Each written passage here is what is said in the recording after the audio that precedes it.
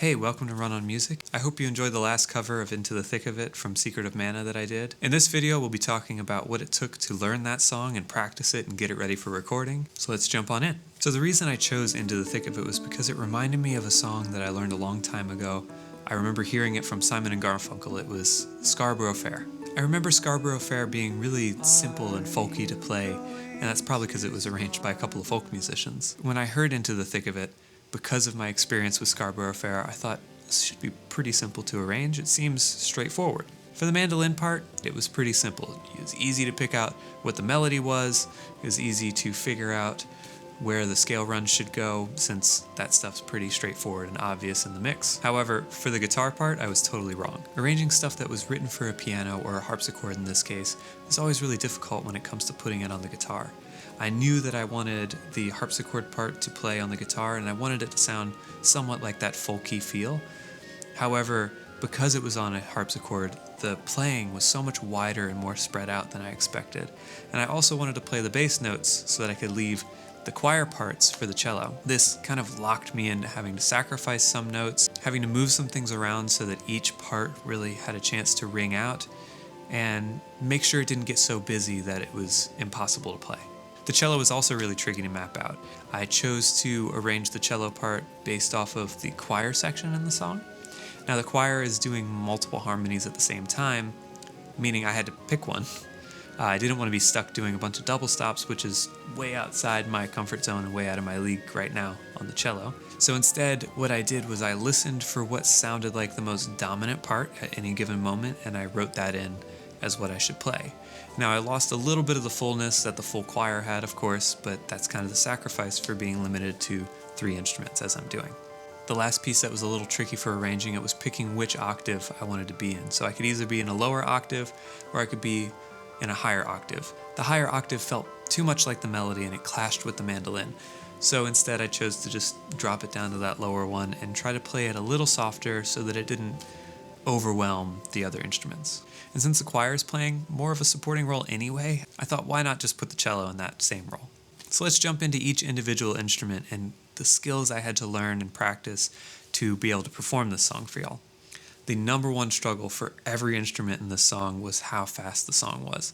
The original is at 142 beats, and I couldn't quite get myself up to that in time, so I ended up dropping it down to about 132 beats. On guitar, I thought it was going to be pretty simple to play. I mean, it is going just between a D minor, a G major, a C major, and I think an F. And those are all pretty common shapes, at least in the beginning. I mean, not talking about the second section. The first section was pretty simple and straightforward, but as I incrementally brought that tempo up, it got increasingly more difficult.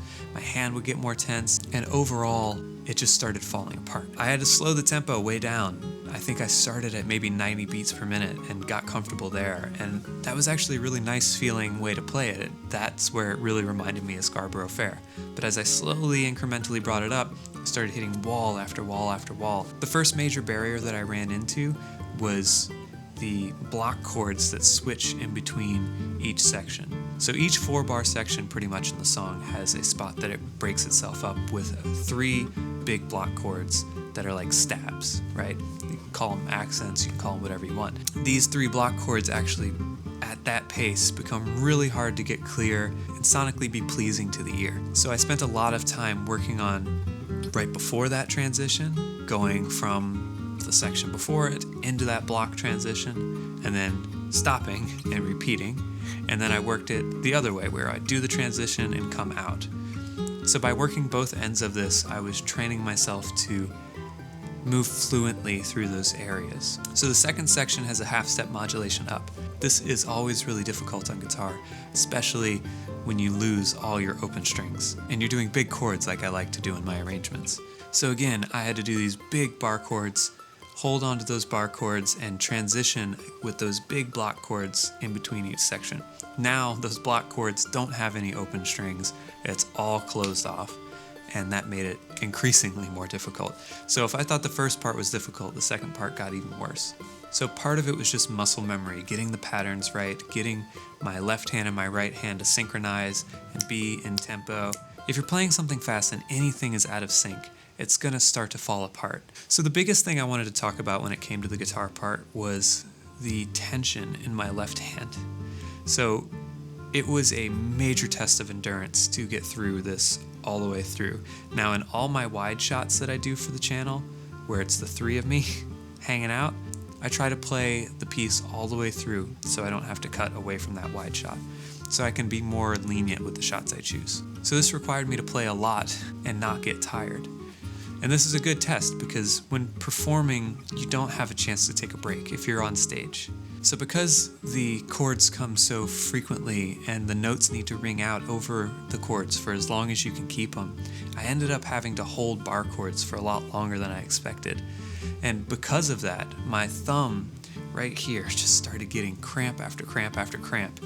I had to reteach myself a trick that a teacher from my past taught me, which was to play each string and each note as lightly as you could, but make a clear sound. I actually had to practice breathing a lot and seeing how much I can soften my hand after every transition. So every transition, I try to jump between the da-da-da into the next section. My hand would be so much more tense when I'd start the section. So I'd start, be nice and relaxed, nice and calm, and then da-da-da, now I'm tense. So I had to figure out how I could soften up in the middle after those transitions and even during those transitions. And this is something that's really important, I think, for all musicians to do, is learn how to get rid of that extra tension in your body. The tendency when things get hard is to want to squeeze and to want to grip really tight, or to tense up something like your face or your shoulders or your neck. And it's important to let go of that tension wherever you can, and I think that really helped me a lot. So yes, playing it slower, but playing it slower and relaxed. So let's talk about the mandolin a little bit. So the mandolin was pretty straightforward to learn, but the double stops added a little bit of an extra challenge for me to try to get something clean and fast. So I'm sliding between these positions and trying to get them to ring out enough that you can hear both harmonies. Once again, we run into an issue with transcribing something that's meant for either multiple instruments or a piano that you're putting into one instrument. So I chose some of them to ring out over others. I chose some that would slide. I also changed a couple to make them feel more like what the mandolin would naturally play. A lot of getting these double stops and these shifts with double stops down was premeditating what fingers I wanted to play each one. So setting it up so that when I slid, my hand would be in the right position when I landed. The rest of it was just figuring out how to have the strength to allow those notes to ring out. There's two more parts to the mandolin that gave me a little bit of struggle. Number one was playing these really high up notes on, I think it was fret 18, 16, where the frets are just like itty bitty. They're super tiny frets. And my fingers are so much wider than those frets. So somehow getting your fingers in there, playing them, and being able to play clear was really challenging. I actually found that I had to strike much harder with the pick when I was higher up to get it to ring at the same volume that I would do normally lower down. The last piece that I had to work on was the scale runs. The song has a really nice practice of moving and shifting up and down the neck. So if you're not used to doing that, this is a perfect one to learn how to do it. So while it's pretty straightforward what to do, learn your fingerings, learn what fingers you need to do, where you need to slide, where you need to shift. The performance aspect of playing something that's a big scale run is learning where the accents need to be. So yes, we're playing straight eighth notes, so you could play it da da da da da da da da da da da da da da da da. You could do that all day long. But to make it musical, you want it to have this like you're playing rudiments on a drum. I was trying to follow the already preset cadence of the song. So my practice really went into getting it clean first, and then figuring out how I could give those accents a little bit of that dynamic change. The final part was really just a tongue twister for mandolin, because after I had just learned this long scale run, the composer then takes that scale run and kind of flips the first couple notes upside down. So I had to learn almost the same pattern, but backwards in a weird way, like a tongue twister or a finger twister, I guess, or a finger buster, or whatever you want to call it. That last little section is really a combination of everything except for the double stops. You're doing quick scale runs, having to find the accents, but then also having to do stuff all the way 13, 14, shifting back down, shifting up, shifting down, in a really tight space that's spread out just enough to make it uncomfortable. So learning how to go between those two sections was really, really beneficial. I think it's really going to come in handy for future arrangements. Right now I'm currently working through a book from Mike Marshall that is Bach's sonatas and partitas for the mandolin, and I'm working on the G minor sonata right now. It actually went along perfectly with learning this song because they both have that constant rhythm to it, that constant 8th note, constant 16th note with flipping, inverting the fingerings. So it was really cool how they actually lined up really nicely. All right, so now we finally made it to the most difficult instrument I've ever tried to learn in my life, which is the cello. So currently I am only in Suzuki Book 2 towards the end. So everything I do on cello, every cover, every song, always feels way out of my reach. And in a lot of ways, that's how I've always learned instruments. I've always strived for something that's pretty far away from where I currently am. And it forces me to have to learn new techniques. So I had been introduced to slurs, I'd been introduced to shifting. So this was a really good challenge to move myself out of my comfort zone into awkward intonations. It's really strange to know where you are without frets, at least for me, because I come from fretted instruments, and knowing where that intonation is, and it feels almost blind no matter what. Even if you're staring right at the fretboard, it feels blind. So I had to actually depend on feeling how far that shift is and how far that position is away from the position I was currently in, and build a mental map. The other thing that was really tricky for me was bowing at this speed and knowing where to put slurs, where to put accents, dotted notes, all that stuff. And I had never really played slurs this quickly, so it was a big challenge, nor had I played scale runs this quickly. And on top of that, the scale runs that I had to play were mostly in a position that I had never played before. So while the intro started out pretty comfortable, the second section got really challenging, and it almost felt impossible at first. But because of the nature of learning, as I slowed it down and slowly practiced my intonation, figured out that mental map of where each note was in relation to each other, I'm actually really glad that I learned this modulated key position, because now I have a much better vision of where things are on the fretboard and feel like I can just move a lot more comfortably. And because of this, I'm able to jump into new levels while still working on other techniques methodically. So my basic philosophy when it comes to learning instruments is that I want to learn good technique, good form, all that stuff, but I also want to challenge myself with something that's kind of crazy to even try. Because I think that gives the mind a chance to zoom out of what we might think is currently impossible and show us that it's always a lot closer than we imagine.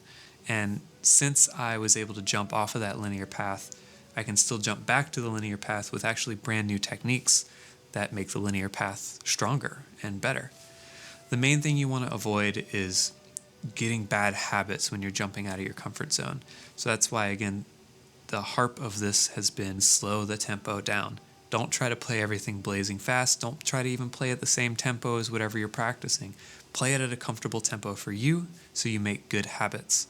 So yes, I jump way outside of my comfort zone, but the patience that I have is able to rein me back in and give me the chance to learn these techniques without it being damaging to my overall progress. Patience is something that we really, really need desperately in our lives. And I think it's really awesome that music can teach us how to access patience and also how to push ourselves out of our comfort zone, but still have fun at the same time. So there you go. That's how I worked through each instrument and figured out how to play each of these parts. Hopefully there's some small little insight of how you can approach songs, how you can approach arranging, how you can approach practice, how you can approach using a song to expand yourself. Every single song has its own set of techniques, skills, ideas, musical ideas that you can put into your own work and into your own play. I think it's always much more fun to learn the technique around a song that you're really excited about, because it's going to keep you motivated and it's going to make it fun to learn those new skills when it gets really hard and arduous, because a lot of the times practice is not necessarily easy and being in your challenge zone is uncomfortable. And so doing it with something that feels fun and enjoyable lessens that discomfort to help you grow. I've had a really fun time arranging these pieces, and I hope y'all have enjoyed listening to them. This channel was made not because I'm amazing at these instruments or that I'm a perfect player, but because I'm going through a process and I was hoping I could bring y'all along for the journey. So this video was a long time coming because I wanted to give y'all an insight into what it means to learn music and what it looks like to learn music. This channel will never be about perfection. It will never be about playing it just right. It's about the human aspect of learning and growing using an art form. And I think music's one of the best ones to do that. So thanks so much for listening. Thanks so much for taking your time out of your day to check this out. If you are interested in more videos like this, please let me know below in the comments. Please like, subscribe, hit the bell for updates whenever I do new songs or new content like this, and jump over to the Patreon if you really like what I'm doing and want to support. Thanks so much. I'll see you next time. Bye.